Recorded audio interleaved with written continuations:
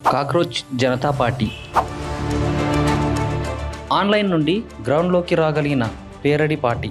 అసలు ఈ పార్టీ గురించి చెప్పాలంటే తరాలు మారుతున్నాయి, జనరేషన్ స్పీడ్ పెరిగింది, ఇంటర్నెట్ ఇప్పుడు మారుమూలలకు చొచ్చుకుపోయింది.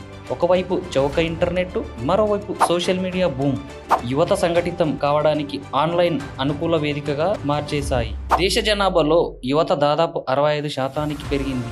విశ్లేషణ ప్రకారం ఉపాధి లేని 15 నుంచి 25 ఏళ్ల వయసు వారు 40% పెరుగుతూ రావడంతో యువత అసంతృప్తికి లోనవుతున్నది. ప్రభుత్వాలను ప్రశ్నించడానికి ఆన్లైన్ వేదికలు చేతుల్లోకి చేరడంతో దేశవ్యాప్తంగా క్షణాల్లో అభిప్రాయాలు ఏకాభిప్రాయాలుగా మారిపోతున్నాయి. అసంతృప్తి ఆన్లైన్లో బద్దలవుతున్నది. అయితే అలాంటి ఆవేశాలు ఆన్లైన్ వరకే పరిమితం అనేది నిన్న మొన్నటి మాట.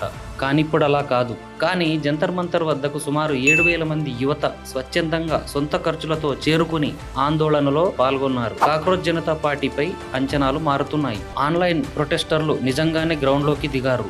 ఇది ఈ మధ్య కాలంలో జరిగిన అరుదైన పరిణామం.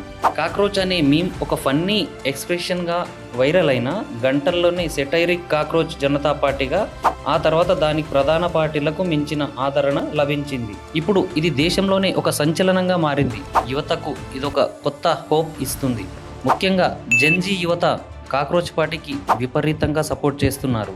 అది గవర్నమెంట్ విధి విధానాలపై కావచ్చు, ఉద్యోగాలు లేమి కావచ్చు, యువతకు ఉపాధి ఏ రకంగానూ గవర్నమెంట్ సపోర్ట్ చేయడం లేదు. పెరుగుతున్న జనాభా, పెరుగుతున్న రేట్లు, వీటన్నిటికీ వ్యతిరేకంగా యువత గళమెత్తింది అనుకోవచ్చు. కానీ ఇప్పుడున్న పరిస్థితి చూస్తే కాక్రోచ్ పార్టీ ఖచ్చితంగా రానున్న రోజుల్లో ఒక రకమైన రాజకీయ మార్పు తీసుకువస్తుందని ఖచ్చితంగా నమ్మొచ్చు.